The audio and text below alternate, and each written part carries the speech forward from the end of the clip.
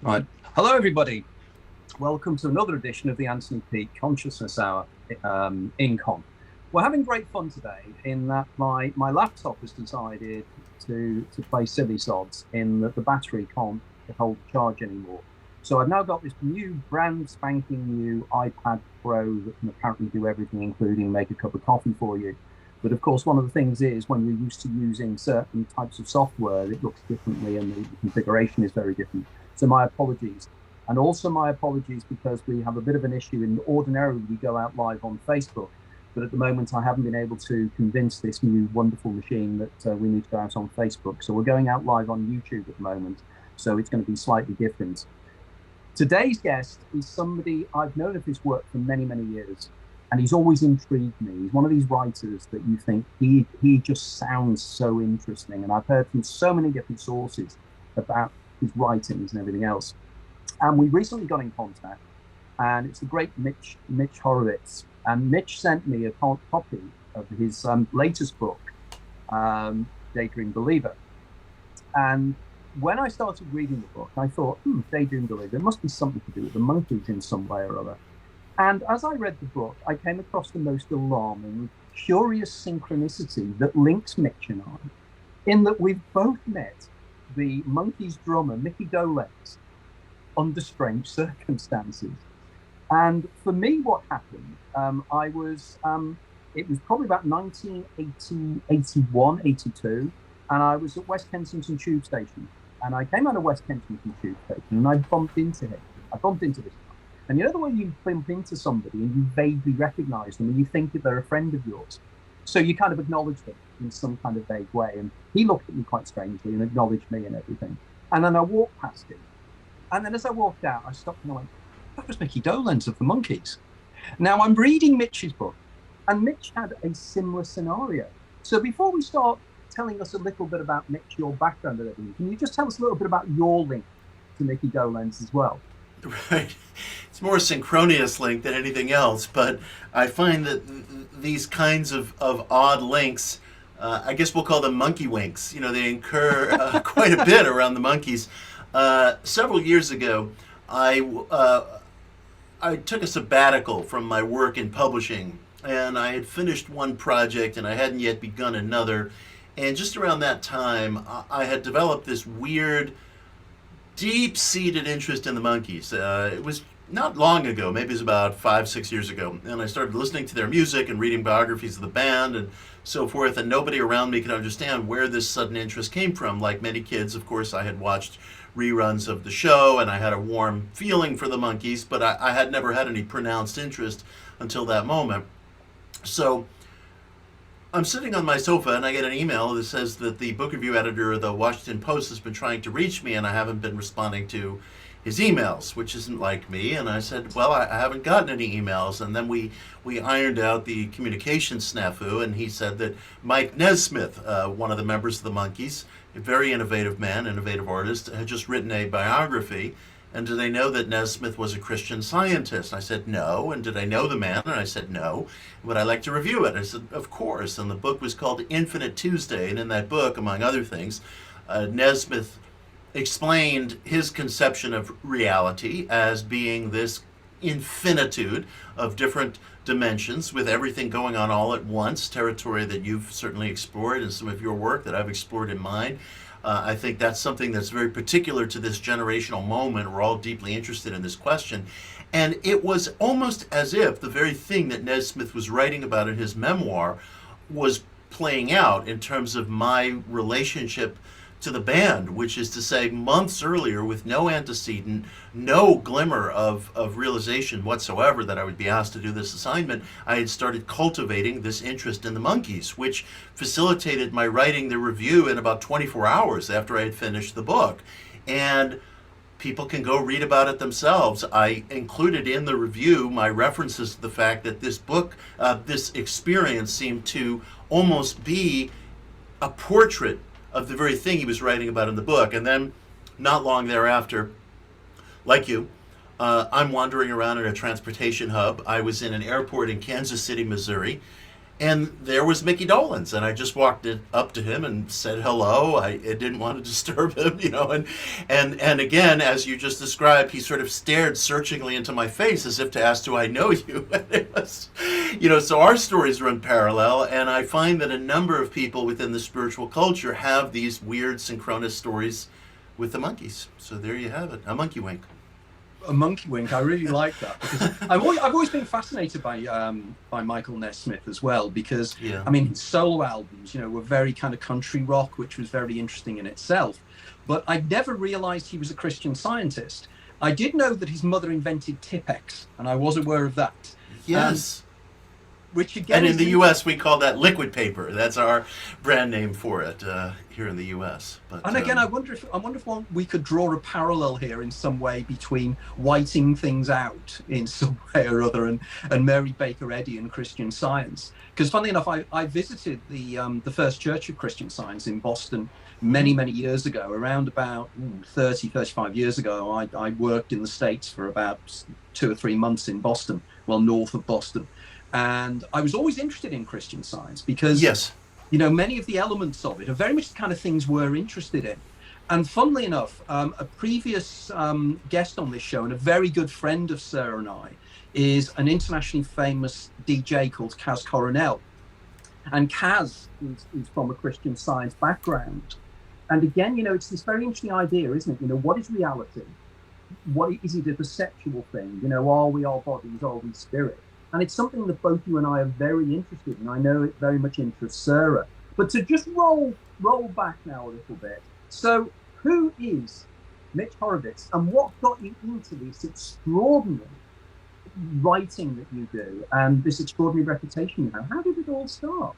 I really see myself strictly as a seeker, and I had the good fortune in adulthood to rediscover some of the metaphysical and occult topics that animated my interest when I was a kid.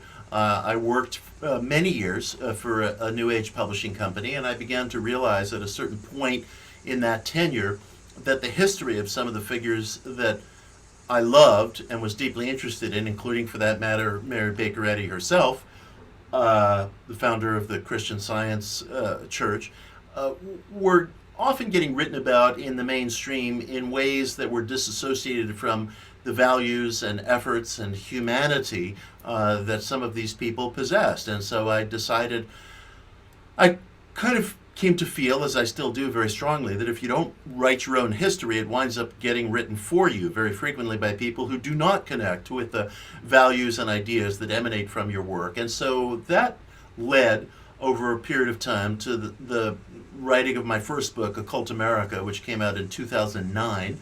And I never stopped since. So I had the good fortune of, as I said, rediscovering certain metaphysical topics in adulthood that I was very turned on by as a child, and frankly rediscovering myself as a writer in the process. I had been a journalist when I got out of school. I wasn't satisfied with it. I went into publishing. I wasn't satisfied with that. Publishing was very good to me on many levels, and there were many things I did in publishing that I'm proud of. But I did feel this unspoken gap within, and this sense of depression that I wasn't really doing the thing itself. And of course, friends, as friends always do, said, no, don't think that way. You're doing all kinds of wonderful things. And I knew they were right, but I also knew that they were, nothing could erase this feeling that I had that I wasn't fully participating in the work that I wanted to do. And there was a certain point at which I began to write about figures within the metaphysical culture again, and I hit upon what I really wanted to be doing, which was to write about metaphysics in history and practice. And so I never looked back, and that's what I do with most of my waking hours today. So when you say that it's something that you were interested in when you were younger became an interest to you when you were older. So when you were younger, what were the areas? Because there seems to be an uncanny number of synchronistic parallels between you and I in terms of these interests, which we'll touch on later. But what were the areas that initially, as a youngster, were the ones that really caught your attention? Well, I grew up in the borough of Queens in New York City, and at that time, it was the mid 1970s, and the occult was in the air. There had been a second wave occult revival in the late 1960s, and so you'd come home from school and reruns of The Twilight Zone or Dark Shadows would be on television, and you'd see popular U.S. talk show hosts like Mike Douglas or Merv Griffin interviewing robed gurus or astrologers. I was fascinated by all this, and my sister would bring home from school paperbacks on Bigfoot or flying saucers or ESP research, a very deep area of interest to me. The paperbacks of Carlos Castaneda, which were a source of influence when I was very young.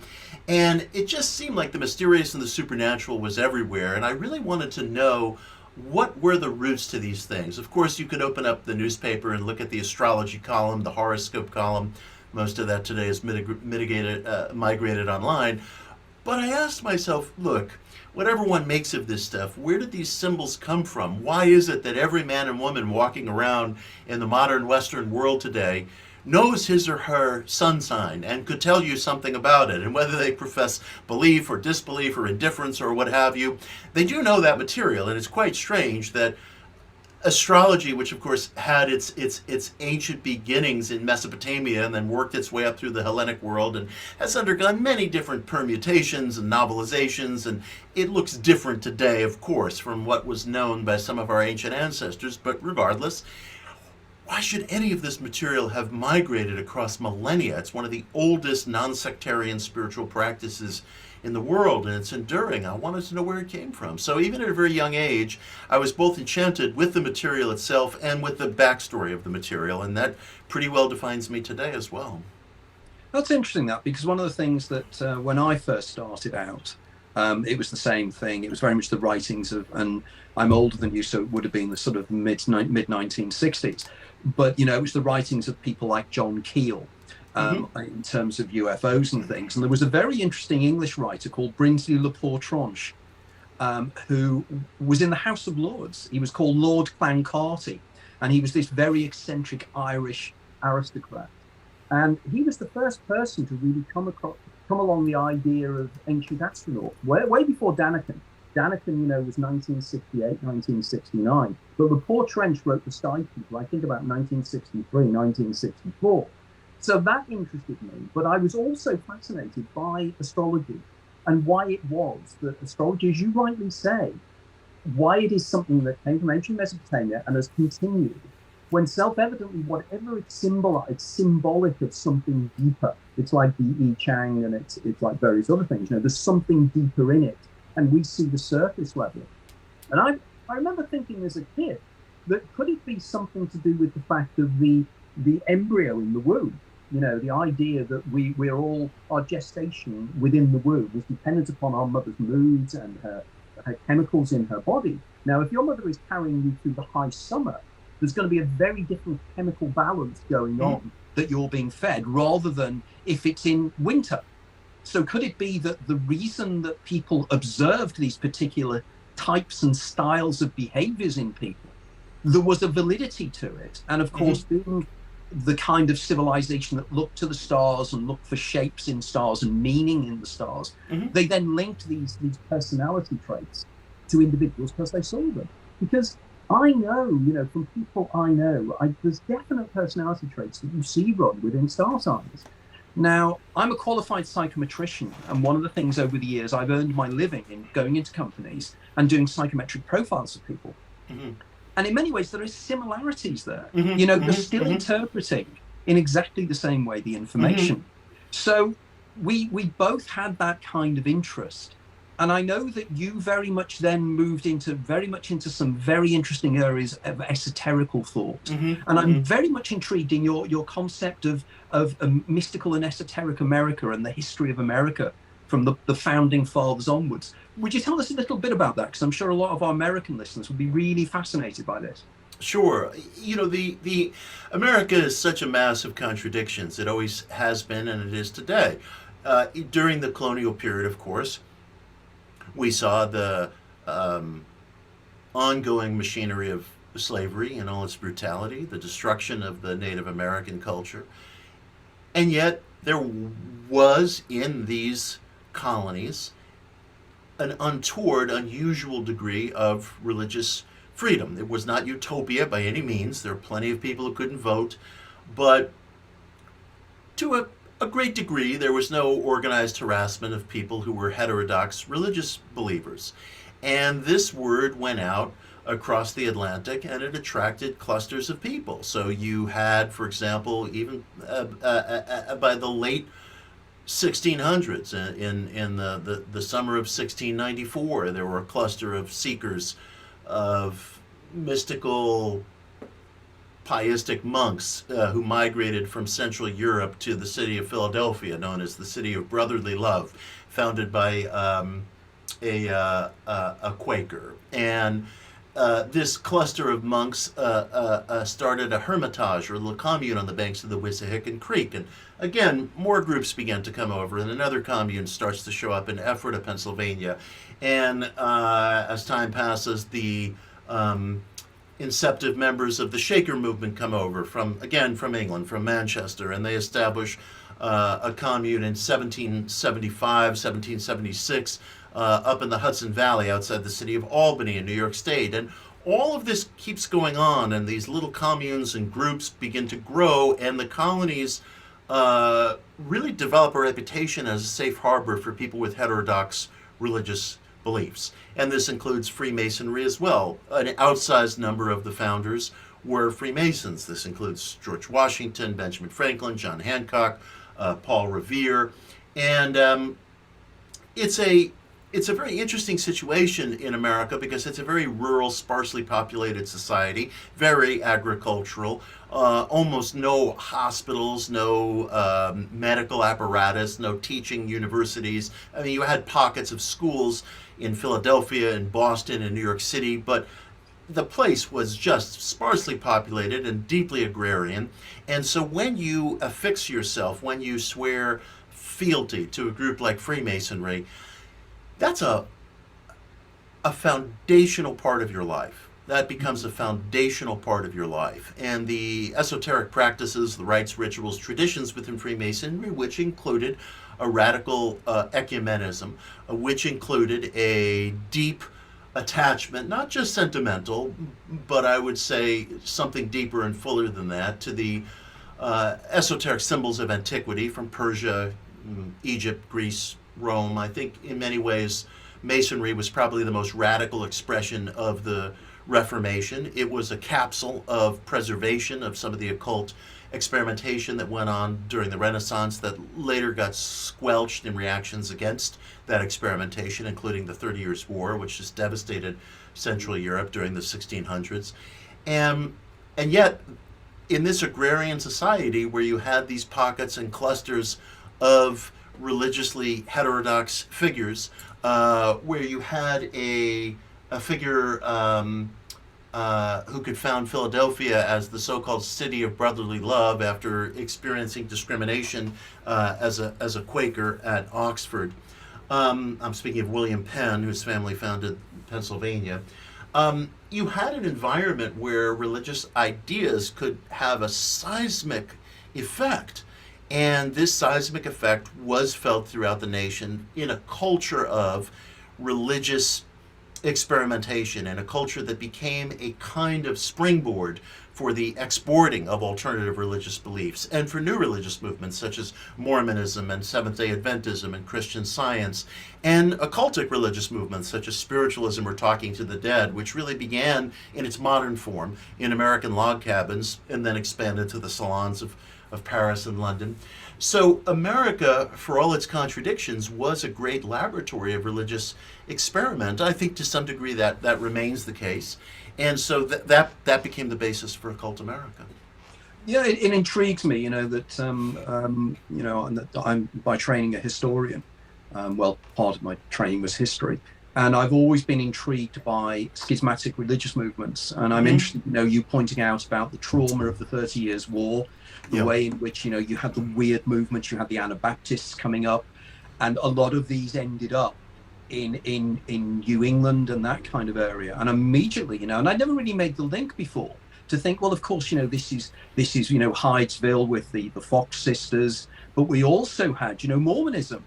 And the way in which Mormonism developed in upstate New York, and the way in which, they were looking for magical symbolism everywhere. And, the idea of, again, the linkage with, was Smith a Mason himself? When, I think you could describe Smith as a philo-Mason. He wasn't a Freemason himself, but he was fascinated with Freemasonry because he saw the Freemasons engaged in the same thing that he wanted to do, which was to revive the rites and rituals of the ancient mystery traditions from Hebraic to Hellenic.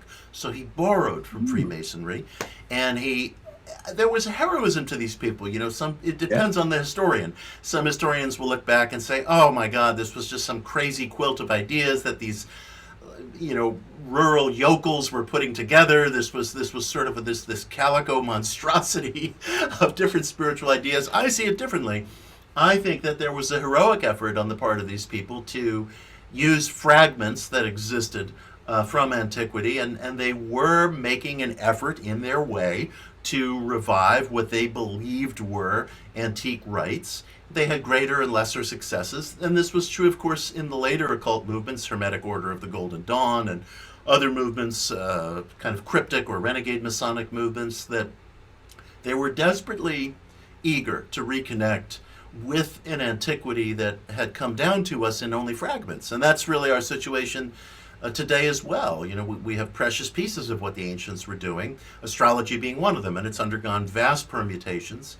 And yet, interestingly enough, in our era, new astrological texts of a Hellenic nature that have never been discovered are being translated, new Hermetic texts or fragments of Hermetic texts are being discovered. So I feel like there's a kind of, I'm really hesitant to speak in terms of new cycles occurring, because it's really hard to get perspective on that until after the fact.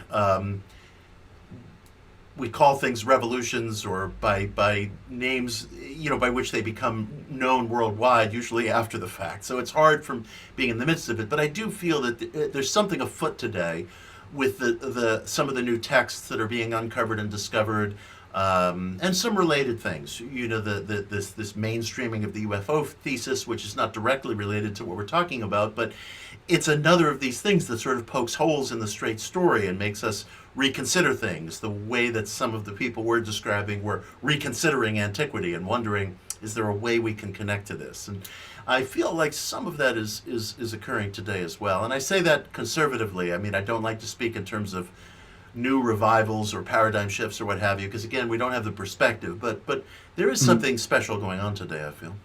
I think that's a very wise statement, that effectively when you're within history, as we all are, inevitably, you never see the outcomes of scenarios. You always are within them, so you don't see how things are going to pan out in any shape or form. Yeah. So when there was this increase in revivalism in the 1830s that burnt over place, in York, where revivalism was starting up. And it's extraordinary for me to note that while all this religious fervor was going on, we had this parallel movement where we had spiritualism starting up, as we said, with the Fox sisters and everything else as well. Yeah. And they were kind of tooth and jowl with each other and reflecting each other.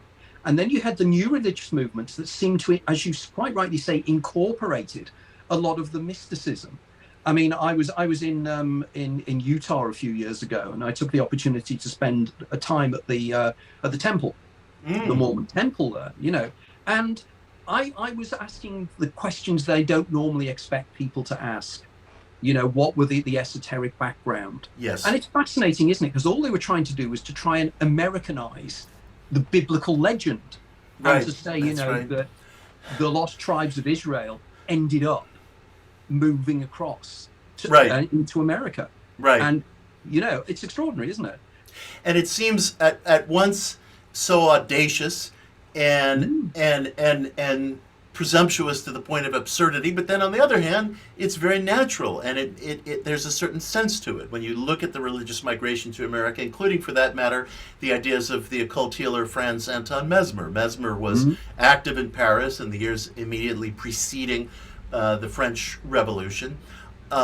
He ran afoul of King Louis XVI, partly because there were, and it's hard for us to understand this today in the 21st century, but there was an unspoken politics to mesmerism, in the sense that if any individual from any walk of life could be placed into a mesmeric trance, or what we today might call a hypnotic trance, then it bespoke the basic equality of the human situation. Then all these outer titles and ranks of birth were rather meaningless. We were essentially the same kernel of being. And so Mesmer gets run out of Paris, and eventually the revolution comes, and then the reign of terror comes. And during that period of time, you were just simply not going to be a practicing mesmerist in Paris. People were focused on staying alive, and some of this thought system migrated to other nations, including the United States. And Americans seized upon mesmerism with great zeal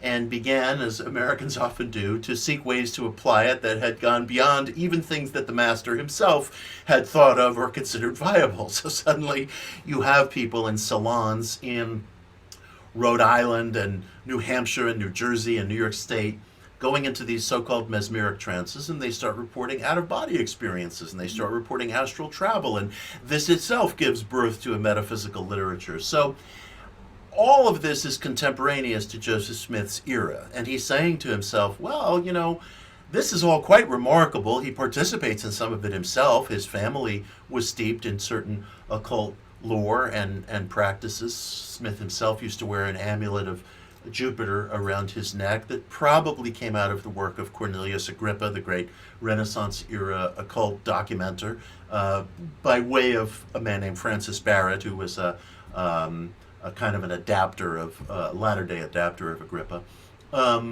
Anyway, a lot of Americans had the attitude that the United States was kind of a new Israel that was establishing a new covenant with God, and you had all these new religious movements coming over. So whatever experience it was that Joseph Smith went through, what he was doing and the testament that he was bringing was not entirely outside of the context of the times. It was a very exciting time. And we don't necessarily look back on the 1830s, 1840s and think, wow, those were the good old days. But it was a very exciting time religiously. I think your point there about, and I'd never really thought about this before, that mesmerism was something that suddenly there was a realization. In France, you had the three estates, and you had the nobility, and you had the clergy, and the third estate. But if everybody could be, as you rightly say, could be hypnotized into altered states of consciousness, that actually means that we're all the same. And I've never really analysed that in that way. I've always been fascinated, particularly French historians. I mean, there was the group called the ANEL in the 1930s in France, people like Marc Bloch and Ferdinand Braudel, and they wrote some fascinating books about how, when we look in history, we always have to get into the minds of the people themselves. Yes. And I know Braudel argued, and I think it was in his book The Mediterranean, where he said, you've got to get into the mind. No, feudal society. It was feudal society, Marc Bloch. And he said, imagine what it's like to be a peasant in the 16th century. The world, darkness is darkness, and when the sun goes down and there's wild animals out there, your worldview is very different. But you then translocate those people up into upstate New York, which was the wilds in those days. And they're in this really weird, dangerous place where you have, the indigenous Americans upset that they're losing their land. You have this kind of religious freedom that you want to explore things and the mysteries that you want to discover. And you're going to get interested in them. You're going to get fascinated by these things. But then we have the other strain, don't we? Of, in Massachusetts, where we have the Alcotts and we have the transcendentalists, and that group of individuals who are looking at, from a kind of intellectualized way, about the human condition. So you have these parallel, and it must have been profoundly exciting. I can only imagine, and the feeling of discovery must have been just electric. One of the remarkable things, it's funny, when people look at religious experimentation here in the United States, there's a tendency, and it's natural, we want to attach it to ancient movements. They were borrowing from this, they were drawing on that. And there's some of that, of course. There's no question that there's some of that, apropos of Joseph Smith and Masonry. Masonry, I don't know that we would call it an ancient movement, but it was retentive of or re-establishing of certain ancient ideas, at least as best as one could do. And yet, a lot of these people were just experimenting entirely on their own. We were talking about Mary Baker Eddy, for example. Sure, she had contact with Phineas Quimby, who himself had been interested in mesmerism, and she studied with him for a while, and she branched off on her own. But for the most part, these people came from households that maybe just had a very, very small handful of books in them. They might have had the King James Bible, they might have had a couple of books of manners and morals, or Pilgrim's Progress or something of that nature.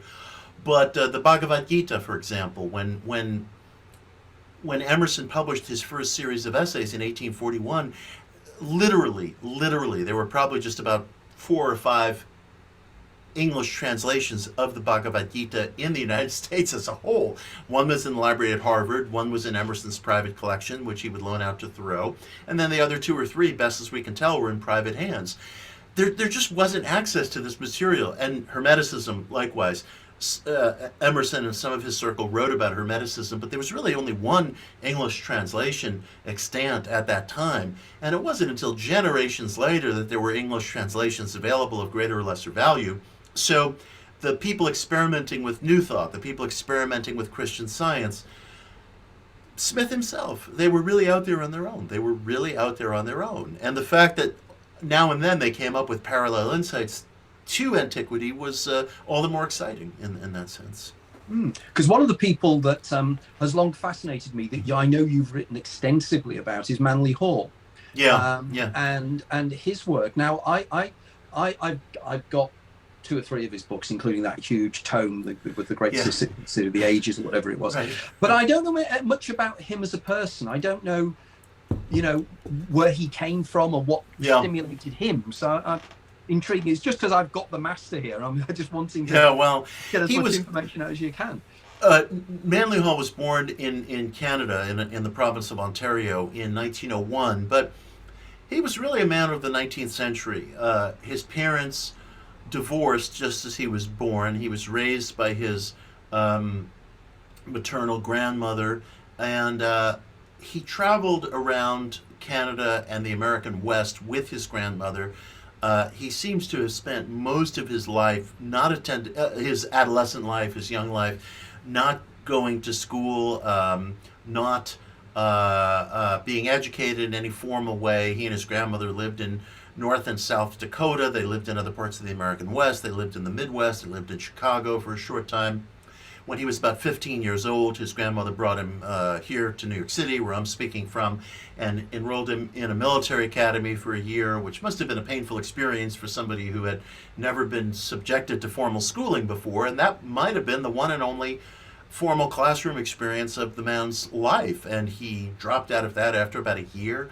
His grandmother died when he was quite young. He was probably maybe he was about 16 years old, and he went to work as a clerk within the finance business here in New York City to support himself. When he was 18 years old, he headed out west, California, to reconnect with his mother. But it was a childhood and it was a past that you almost couldn't have today. Today, you'd have to enroll a kid in school. There'd have to be some knowledge of his whereabouts. But he really seemed to have no formal schooling whatsoever. He was sent out into the work world at age 16. Today in the United States, people can't figure out how to get their kids to leave their basement at age 30. And here's this young man who's financially and physically on his own at age 16. And it is hard to understand, as I've written about, where the learning came from that allowed him to complete a book like Secret Teachings of All Ages as he did. And it's all the more mysterious because it's funny when you observe the lives of people who peak very young. He wrote the Secret Teachings of All Ages at the age of 27. And again, no formal education. I would bet probably no more than a year's worth of classroom experience at the military academy he attended. He traveled. He went to some of the new museums, the British Museum, the New York Public Library, that were open to the public at that time. And his active assemblage at so young an age, it was not ordinary, and it is difficult to understand.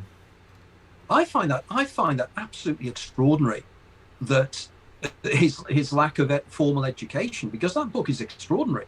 Yeah. He must have been an absolute sponge for information. because there's everything in there, isn't there? And it's a massive book.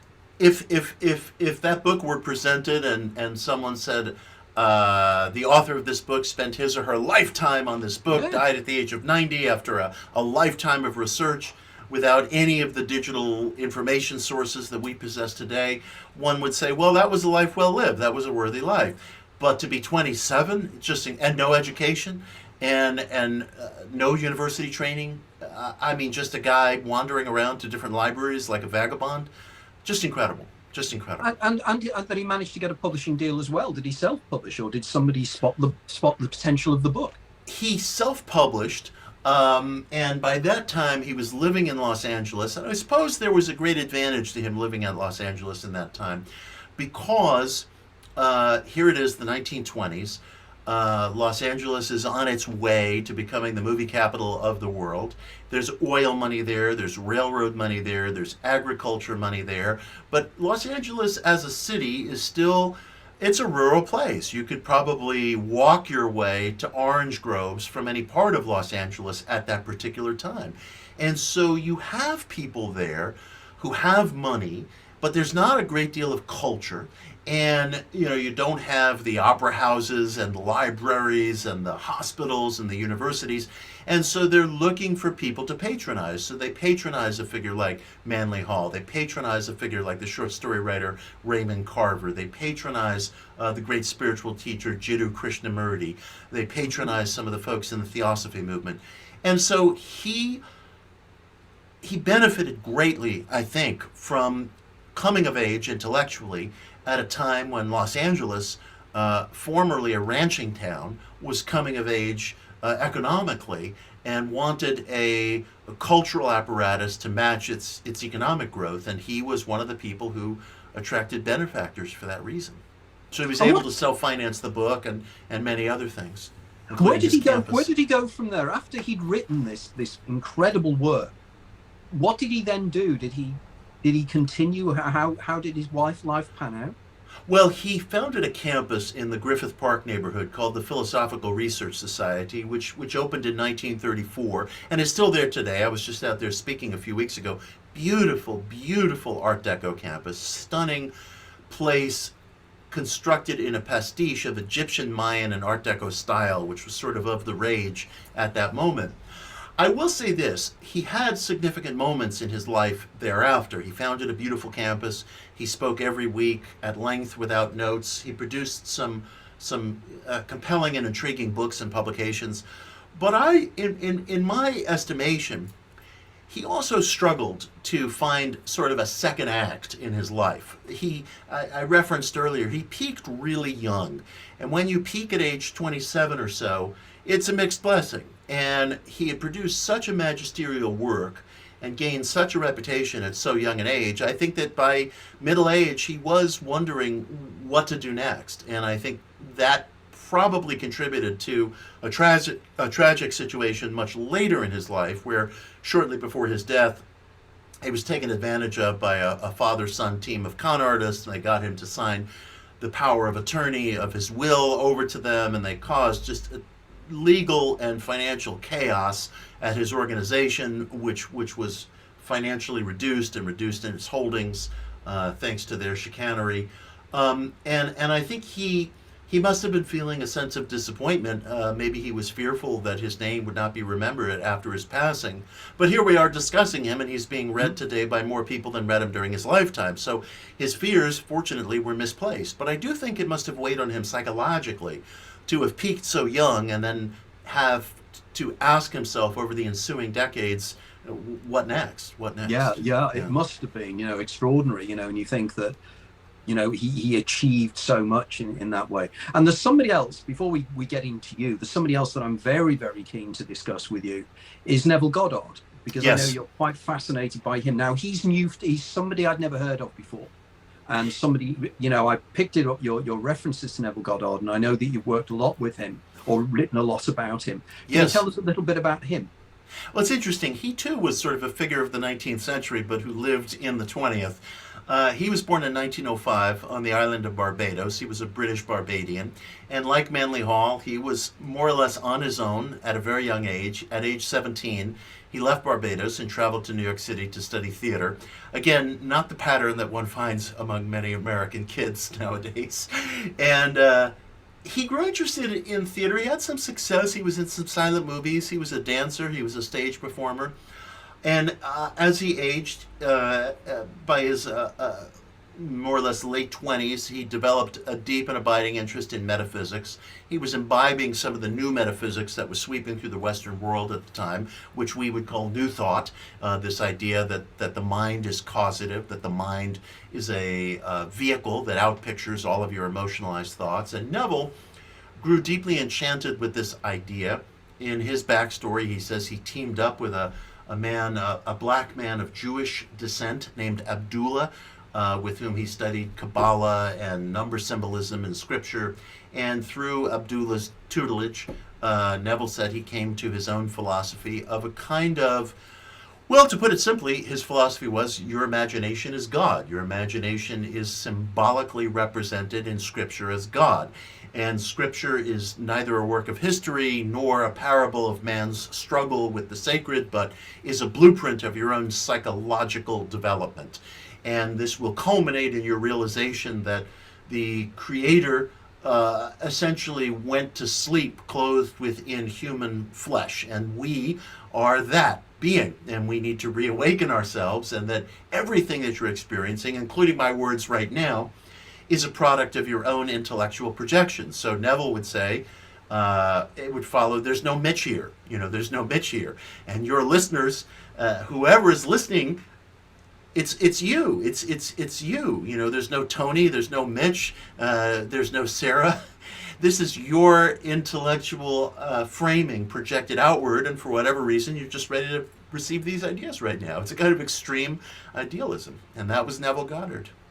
That is very, very interesting in many ways, particularly the way in which modern quantum physics is telling us. And immediately when you mention this, I'm immediately remember the Bill Hicks monologue of we're all one single consciousness experiencing itself subjectively.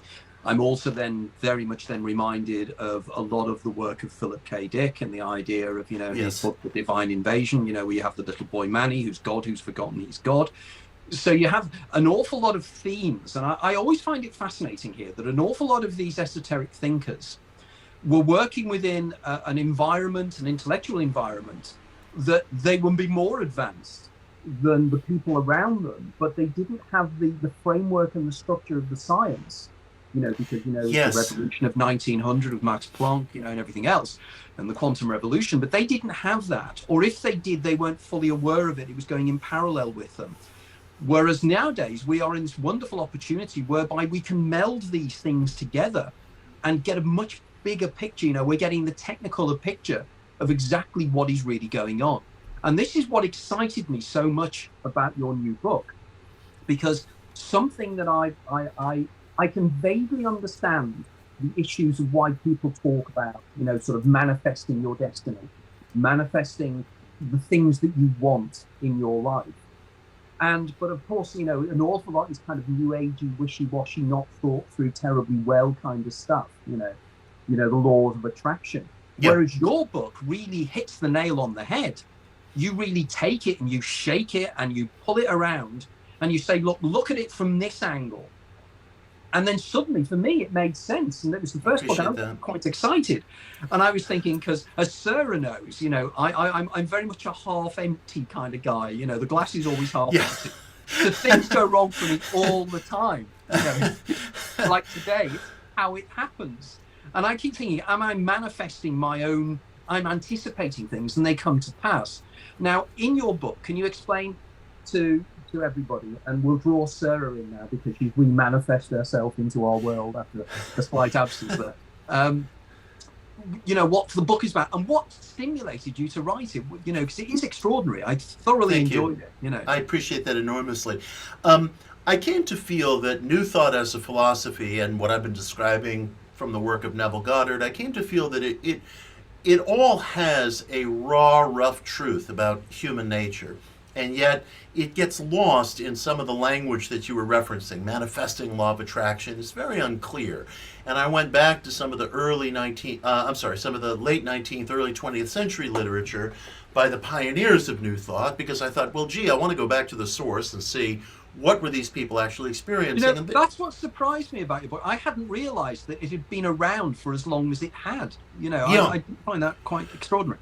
Yeah, you'll find kind of rough and ready iterations of New Thought probably going back to the 1870s or so. You'll find it before that in the work of Phineas Quimby as well.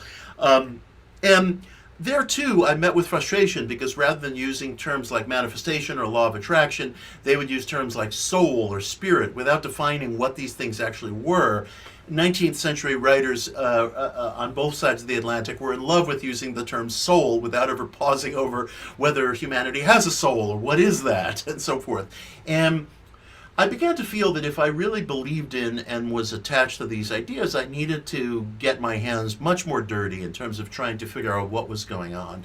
So I embarked as deeply as I possibly could in a study of quantum theory, string theory, psychical research. I'm very, very interested in academic ESP and psychical research. And I began to look into all these areas that suggest to us that the mind does have non-local or extra-physical capacities, that the psyche, which I see as a compact of thought and emotion, very possibly, I'm sort of extending my neck at this point, but I'm trying to encapsulate all of this, very possibly is able to move among different intersections of time. An idea that shouldn't sound as far out to us as it does at first blush, because the theories of Einstein themselves, which have since been proven, demonstrate that time is conditional. Someone moving at or near light speed experiences time differently. You experience time differently in an environment of extreme gravity, like a black hole. Even astronauts in our own time, while they're not moving anywhere near the velocity of light speed, they do experience minute reductions in the aging process, actually measurable minute reductions in the aging process. This is real.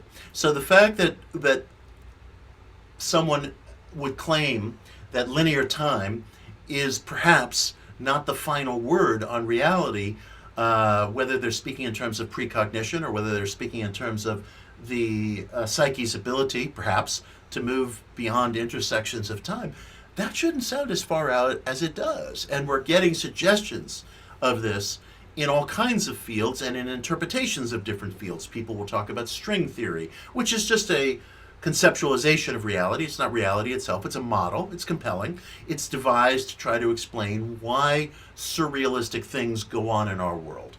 Why particles and larger objects mirror one another at a distance, for example, when we can't find any causation. So what's the causation? So suddenly the interdimensional thesis begins to look more appealing. Well, maybe objects are on these strings and these things pass in and out of the dimensions that quantum theory suggests exists. So maybe all of this talk of positive thinking or manifestation, maybe it's acts of selection. I favor the word select versus manifest. Maybe we are able to move among these different intersections of time. Maybe we're doing it constantly, including at this instant, constantly reorienting ourselves to different senses of past, present, future, based on emotionally held conviction, based on emotionally charged thought, based on what we expect to be there.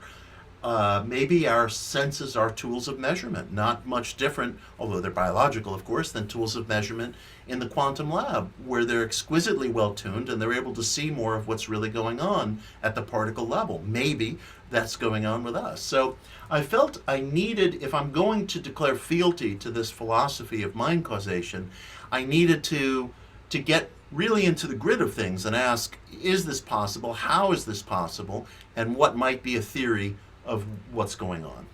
And that was the birth of the book.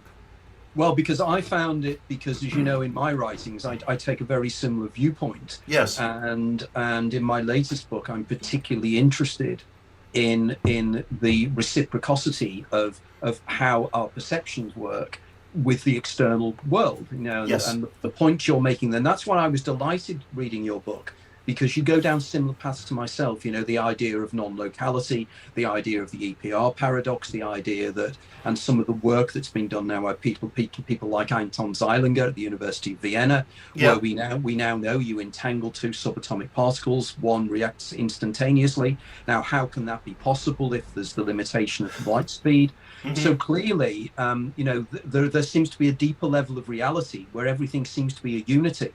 And I'm reminded here very precisely about the work of people like David Bohm and various other individuals, and specifically, and I was very excited when I was reading your book, some of the latest work, the latest paper that Stephen Hawking wrote in his top-down hypothesis. And of course, in Hawking's work with Thomas Hertog, he argues that within the very first nanoseconds of the Big Bang, everything that potentially could be was already encoded within the universe, and all we do is we collapse the wave function of the intentions, and the universe accommodates our decisions and shrinks to that reality in anticipation of what we are doing.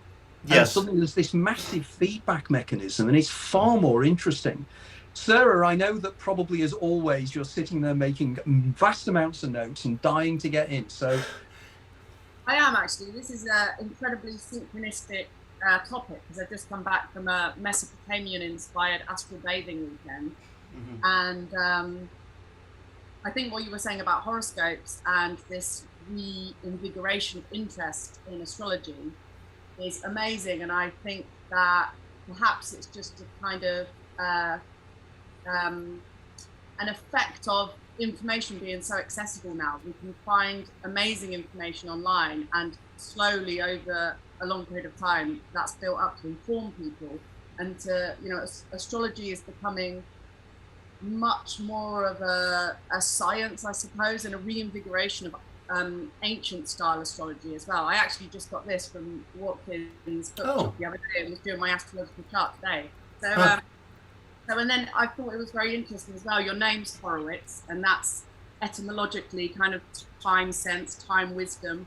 And I wonder whether, I'm very much interested in the ancient conception of magic, and putting one's will through drawing or writing to make a magic spell. And it's almost as if your name is a magic spell to make you explore.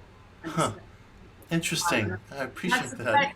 The secret of time is really the secret of how all of these anomalous phenomena can take place, because as you say, the reality of our time and our perception of time is sculpted by our position in time and space, and can only ever be a local perception, and there must be something much vaster beyond that, which the stars, the immortals and imperishables, will be privy to. It's funny, I'm moved toward a certain declaration as we're talking, and I've never been entirely explicit about this, but here's the moment to be explicit. It seems to me that if you look back to what some of the pioneers of the New Thought movement were doing in the 1870s, one could say, well, they were right about this, they were wrong about this, they leaned too heavily on words like soul, as I was complaining about, but they did have extraordinary instincts for human nature. They foresaw fields that really wouldn't dawn for generations. Placebo studies, organized psychical research, all these interpretations of quantum theory that we've been talking about, and how they provide parallel insights to certain ancient spiritual ideas and so forth.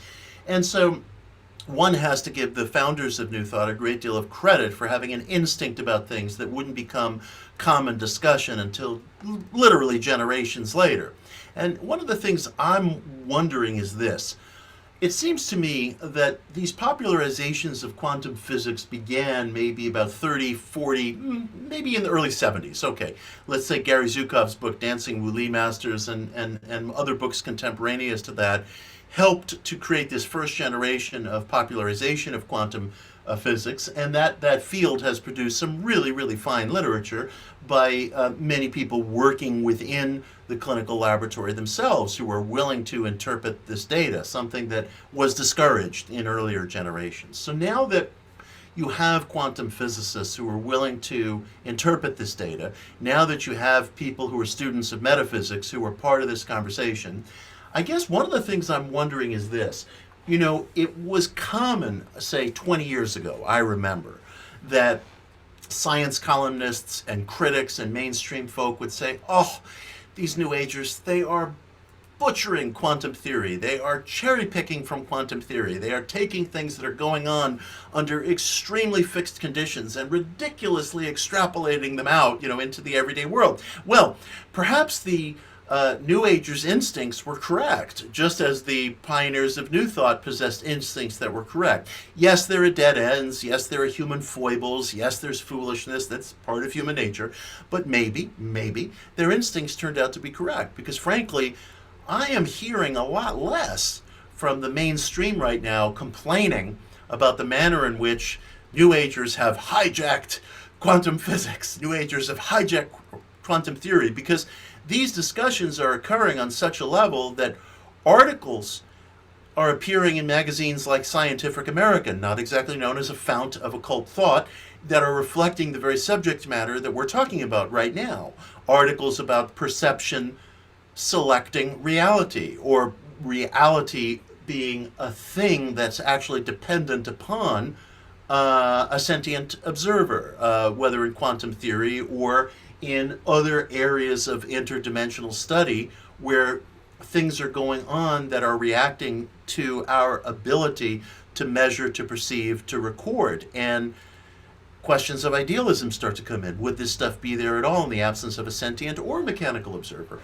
And so it could be that as everyone was writing their irritated columns in Scientific American and the New York Times 30 years ago, complaining about how the New Agers were butchering the new metaphysics, maybe the New Agers brought a necessary idealism to the table and actually had a very good rough instinct for where this field was going, because this is where we find ourselves, and these conversations are occurring in physics departments. They're not just occurring in New Age salons, and the interpretation of this material has become a really urgent part of our public discussion. I think what's happened is, isn't it, there's been the change. There was the old diktat of don't try to understand what quantum physics means, just shut up and calculate, which was the term that was bandied around in the 1970s and 1980s. But we know from individuals like Richard Feynman and lots of other people going back even further, Erwin Schrödinger in the late 1930s in his book, What is Life? We know that people like Niels Bohr had a very, very philosophical attitude towards the implications of quantum mechanics and what he was telling us. And there was a very, very brave book that was written around about 15 years ago by a couple of professors from one of the American universities about quantum mechanics and consciousness. And it was Rosenblum and Kopner.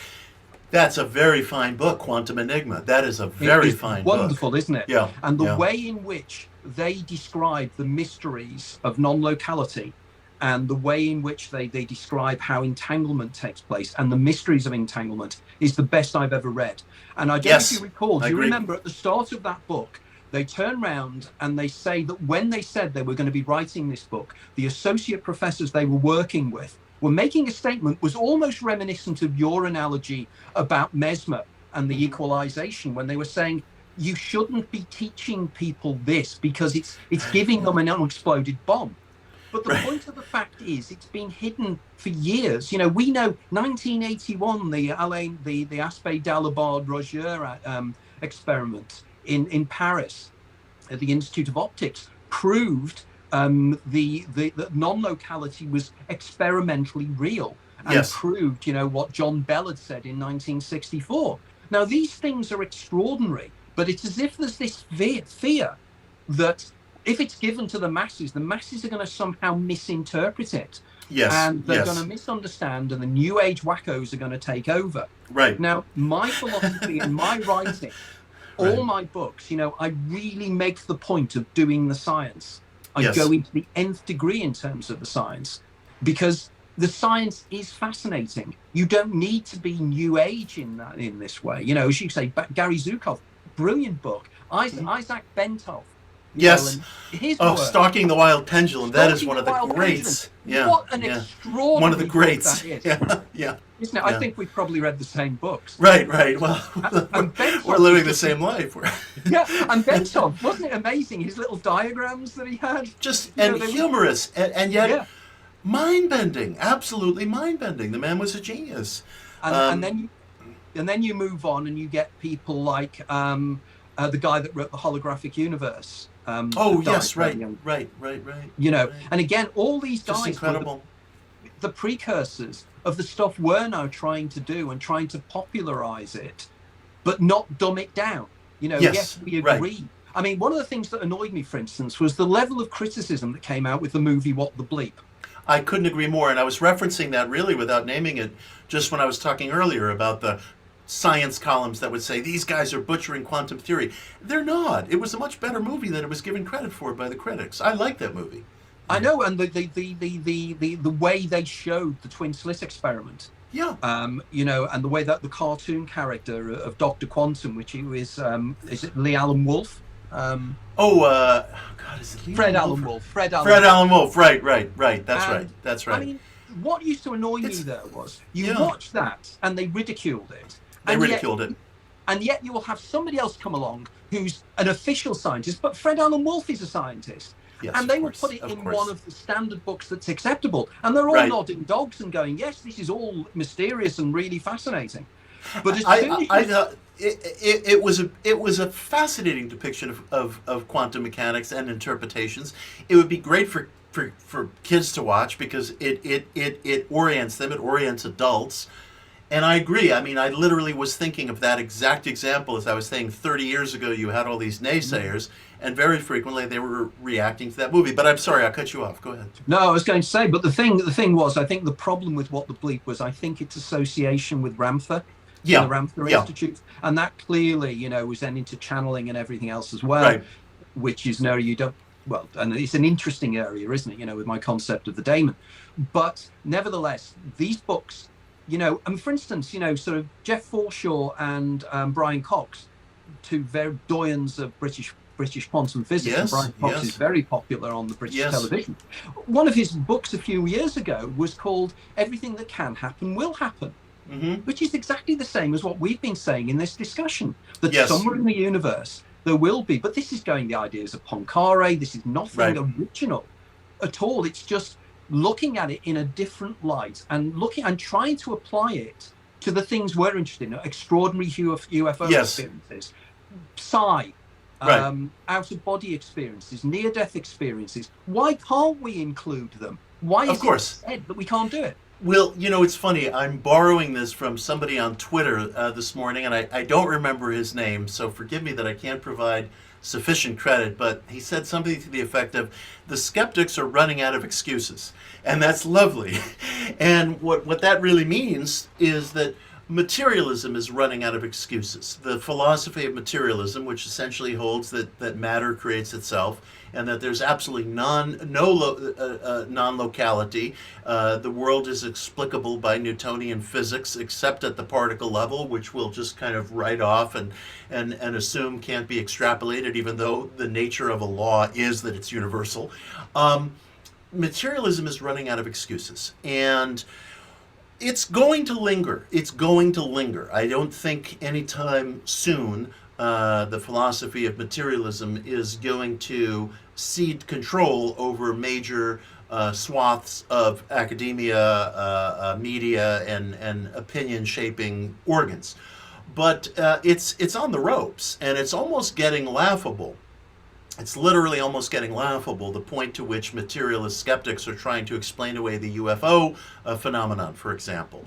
You know, here the UFO phenomenon has gone mainstream. Every serious person agrees, well, there's a question there. We don't know what it is, but we can no longer talk about swamp gas and little green men and, you know, make fun of people and such.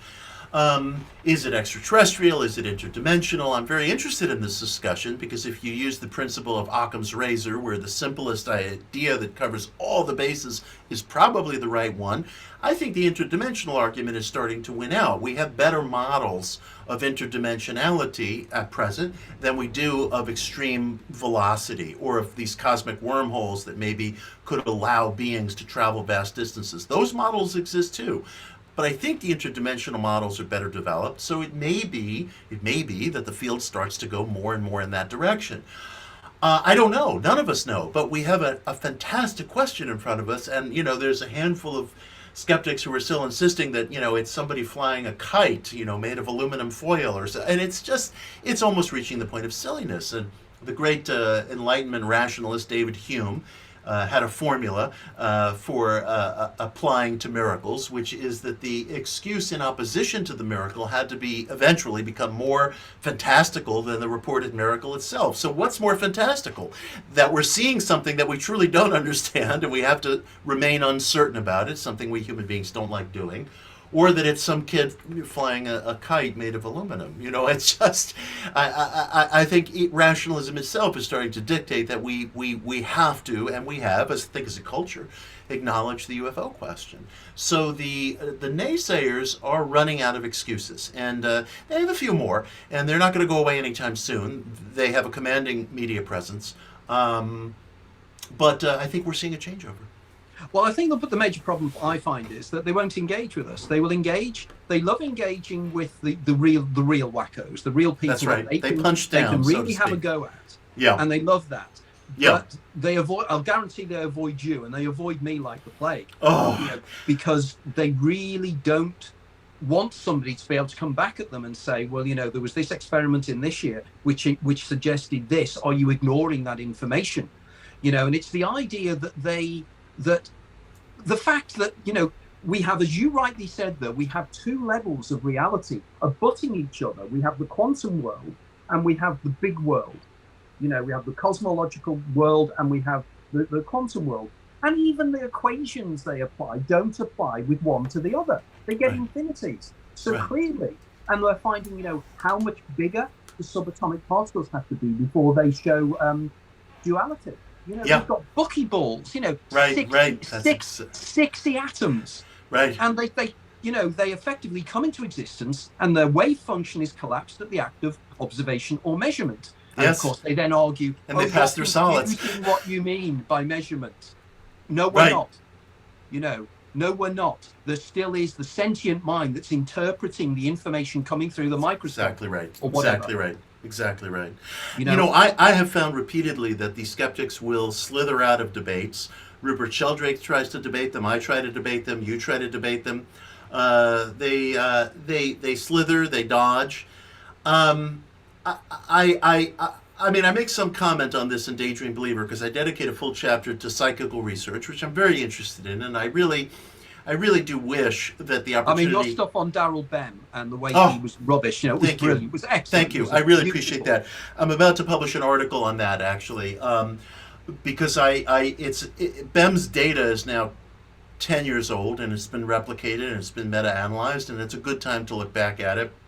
And so I'm publishing an article very soon in defense of the Bem data. And the way that he was savaged, for anybody who doesn't know, Daryl Bem is a clinical psychologist at Cornell University who spent 10 years structuring clinical tests to study for precognition. And he came up with incredible results, which have been studied and meta-analyzed, encompassing of many, many, many different studies over dozens of dozens of studies over the course of a decade, giving lie to the oft-heard claim that psychical research data is not replicated. Bem is a case in point in our own era of replication. He abetted it, did great work, man of tremendous integrity, and he was eviscerated. He was savaged. And it's very hard to get a hearing for people like that. Very, very hard to get a hearing. I could name all the mainstream sources that savaged Daryl Bem, but boy, you go back to some of these places with an article in defense of him, no matter how soberly worded, no matter how gently broached, and no, it can't be because it can't be. It's a kind of materialist fundamentalism, and it's going already. The joints are weakening. The joints are weakening. We're not there yet. But this material is gaining a hearing in a way that I think it couldn't when What the Bleep came out. It's still tough going. And Bem really, the man must have a heart of a lion because he put up with terrible criticism, much of it very unfair. I know, and as you say, a lot of the earlier work that was done, that's being rubbished as well, in terms of side. And, there are statistical methods and the statistical methods, what us that have been trained, I did stats at postgraduate level at the LSE. And, you know, I understand how the stats work, and the statistics work. You know, yes, they work. They work. Furious here. Now, let me ask you guys a question. I want to put this question to you.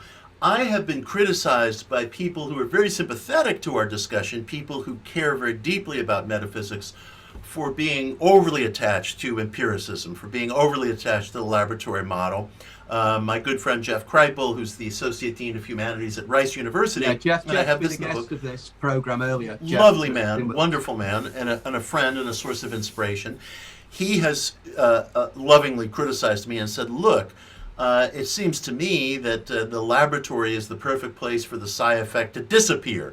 That's why you're struggling over these, you know, little statistical variances, whereas out in the world, testimony among individuals, which is valuable, some of which can be directly proven, and Jeff has many studies in which he's participated, where individual testimony can be empirically backed up. You got to be out in the world. You got to be out in the wild. You got to be among, you know, the public. You're going to find much more tantalizing examples of what you're looking for in the wild than you are in the zoo, so to speak. And so, and there was another parapsychologist, I read about him in the book, lovely man who died a few years ago. He lived until age 100. Lawrence Leshan.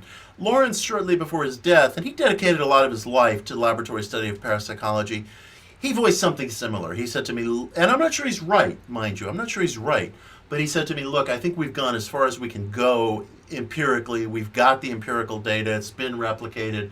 We need a new paradigm in this science. I don't know what it is, but we need a new paradigm. And Jeff has said to me, you're too attached to the lab. You know, it's among the individual where you can find the most fantastic examples. You're spending too much time thinking that if you can play by the rules of materialism, you can dethrone it. But what they'll do is they'll attack you. I want to know what you guys think of that. What they will do, don't you? They'll attack you, and they'll turn around and they'll say the classic phrase, the plural of anecdote is not proof.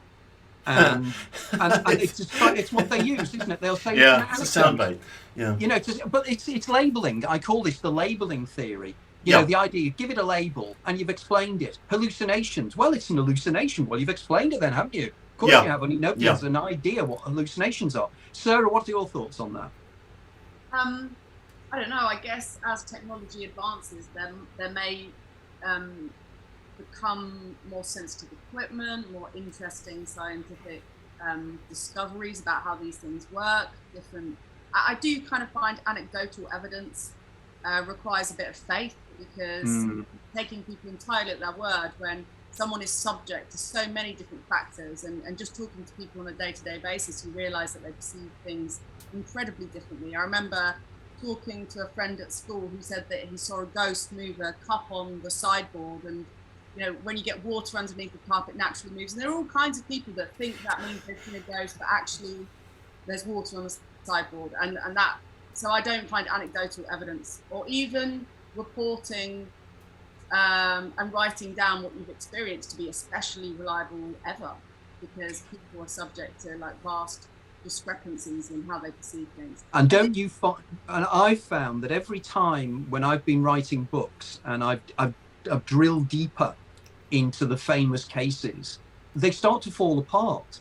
You know, and you find it very frustrating, because there's a case you will have genuinely believed, and then you ask another question, and there's a very famous out of body guy that I won't name, but I was in my book on the out of body experiences, I wrote a lot about his work, and he makes a number of claims in his books, and I literally asked him, and I said, you claim that you got the best ever results here, and that you went astral traveling with your son. Can I speak to your son about this?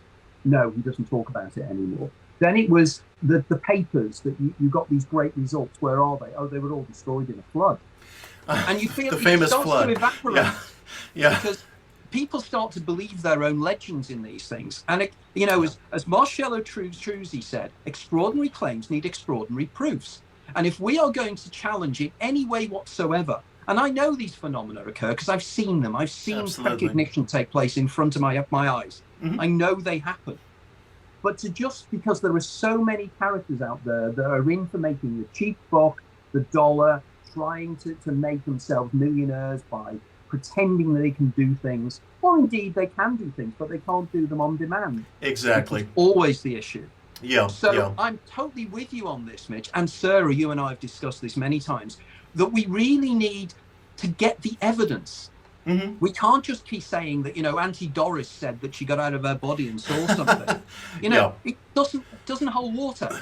Yeah, yeah. I was very influenced. My intellectual hero is J.B. Rhine, the founder of the Parapsychology Lab at Duke University, and I think I'll just forever be influenced by Rhine. He was a statistician, very conservative, almost frustratingly conservative to some of his collaborators. I think one of the mistakes that J.B. made in his career, and he was a great man and a wonderful man, but he resisted coming up with a theory for ESP, a theory of conveyance. He thought, look, my job is to assemble evidence. I will let, whether they're metaphysicians or whether they're interpreters of evidence, they can devise the models. I'm not devising a model, I'm providing evidence. I think that was a mistake. I think JB should have been, I've spoken with his daughter Sally about this, who's still living, wonderful Funny enough, woman. I was talking about Sally 2 weeks ago, because Graham Nichols, who's a mutual friend of Sarah and I's, Graham spends a lot of time at the Rhine Institute. Oh, good. Because Graham is a really powerful out-of-body experiencer, and Graham is the real deal. He really is the real deal.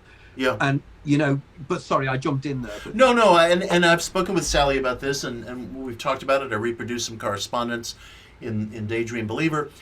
I wish that before his life had ended, JB would have been more public about some of his musings about a theory of conveyance. And there was a mathematician and a foundation executive named Warren Weaver, who was a sympathetic critic of JB's work. And they exchanged letters, and Weaver said to him, look, I do believe that you've assembled valid evidence, but your data is never going to get its day in court until you've come up with a theory. That's just the culture of science in the Western world. Maybe it's wrong, maybe we dwell too much on theories, but that's the shape of our judicial process within the scientific world. You have to have a theory, and then people test it. And so anyway, in my own fitful way, I wanted to make an effort to provide a theory of mental selectivity or mental causation or what have you, because I suppose, again, I am attached to that model, for better or worse. I am attached to that model, and so I will keep working with it. I find what you're saying so refreshing, because I'm exactly the same. In my books, I come up with hypotheses. I don't just say the out-of-body experience, because one of the things that's frustrated me over the years, how many near-death experience books, out-of-the-body experience books, they're just a series of anecdotes. They're just, gee whiz, it happened to me. Nobody's sitting back, with the exception maybe you and I, are going, okay, let's think about this. How does this fit in with quantum mechanics? Yes. How can we come up with a model that can be tested in some way under laboratory conditions to prove it, and take it to the skeptics and say, deal with that one, face ache. Right, right. Because that's the only way we're ever going to do it, because we can read these books out till the cows come home. They're never going to be convinced. But you give them the facts, they can't then wiggle off the hook anymore. Right. They're running out of excuses, as we've said. I think that's an amazing point, and actually I do think that returning to philosophy will save the world, and we need to have a marriage of this kind of research with philosophical thinking as well. And it's interesting because we have this culture, kind of algorithmic culture, where people are polarized.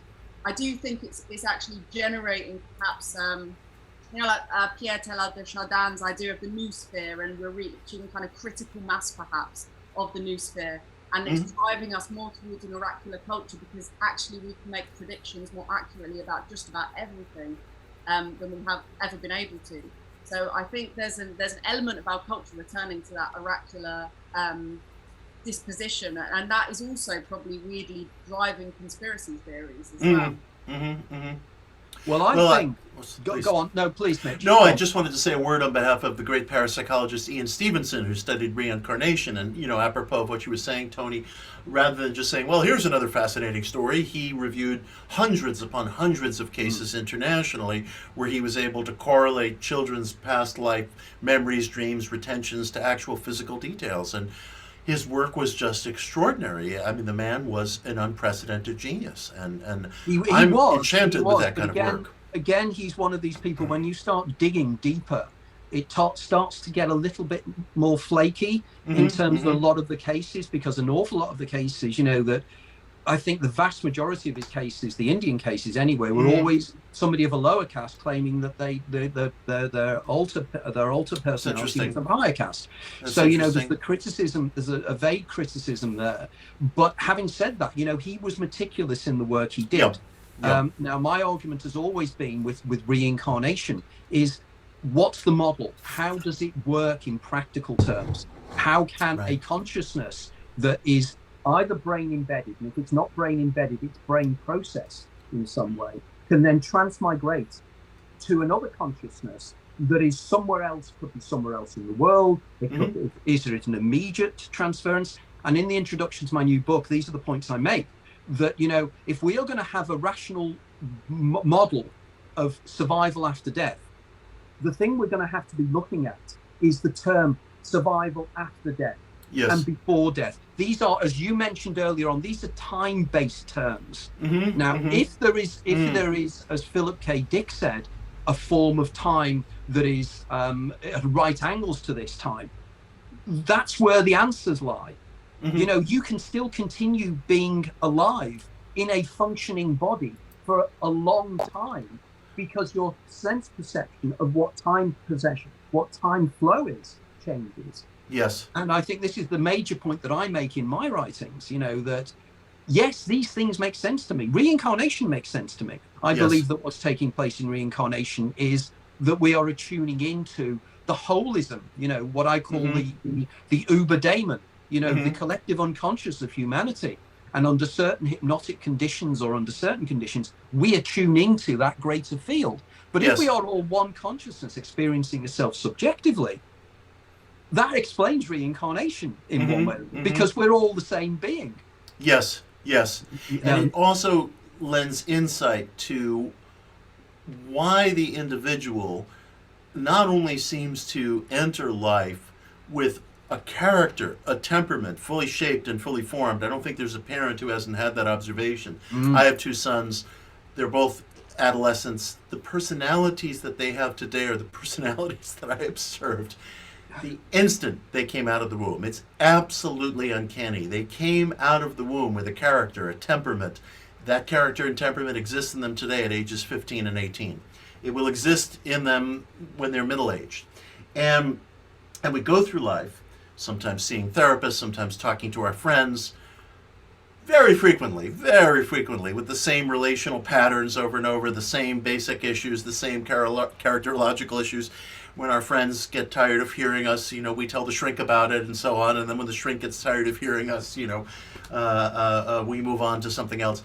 And again, I mean, this is just circumstantial, but using Occam's razor, reincarnation or eternal recurrence or whatever term you want to use, it's one of the oldest abided human beliefs in the world. Goes back to the very... Well, as you probably know, I mean, what I do is I do the science of the eternal recurrence and the eternal return. And the idea, you know, that like your friend David Lynch, you know, and he plays with the eternal, you know, Mulholland Drive and various things here. It's a trope.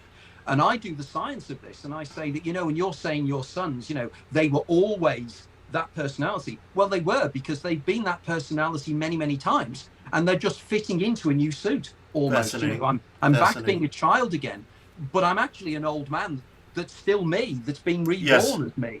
And there is my daemon that knows all this and remembers all this, my game player that is taking me through this life. And I think we're in very exciting stuff. And I have to say, Mitch, I have thoroughly enjoyed our discussion here.